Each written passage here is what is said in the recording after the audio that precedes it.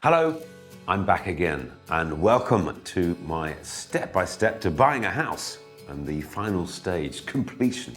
This is when the property legally changes hands, all the money is transferred to the seller's solicitor, and the property finally, at last, becomes yours. Completion typically takes place around 2 weeks after contracts have been exchanged, but it's a general rule of thumb. Each situation is independent from another, but that just gives you a guideline. There's nothing to say that you have to move in on the day you complete, but most people do because that's when you start paying for it. It is therefore vital that you booked your removal company in advance of the actual moving day. Finding the right one can involve a lot of ringing around and research, so to speed things up, we at Move IQ can connect you with our trusted removal partners. Click the link with this episode to get started. When completion takes place, your solicitor will manage the transfer of the money. They will liaise with your mortgage lender to send the funds for the purchase across to the seller's solicitor. You are absolutely responsible for making sure that there are enough funds available for this to take place, and for the solicitor, of course, to pay any stamp duty that's due. Your solicitor or conveyancer will also take any outstanding fees you owe them. Somehow they're remarkably good at that bit.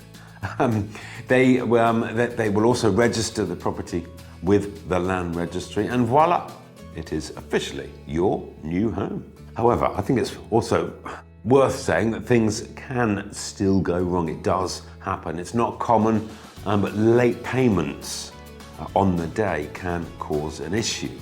If the wire transfer of the money hasn't started by 3 o'clock in the afternoon, then it's unlikely to have gone through by the end of the working day, is in my experience. And that would mean you have to wait until the next day for the money to go through and end up where it should be, and in order for completion to take place. I think for this reason, I would suggest it's a good idea not to pick a Friday, because if it happens, you could then be left hanging for the whole weekend. And if you're in a chain, and if one of the sales either above or below you falls through, and that can also bring proceedings to a shuddering halt on the day. Total nightmare. Yes, in theory, it is possible to exchange and complete on the same day, but I would say it's pretty stressful and should be avoided if at all possible. You could end up on that day being forced to agree to a last-minute price hike, or the completion might be postponed for one of the reasons that I've just talked about, which would of course leave you high and dry with all your belongings packed and nowhere to go. Again, total nightmare. So I think leaving at least a week between exchange and completion means that you can book your removal firm with confidence and just take the pressure out of the situation. And it's a really good idea to have a completion day checklist to hand.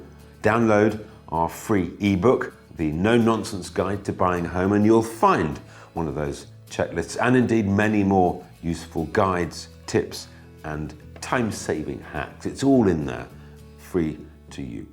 There's a link with this episode.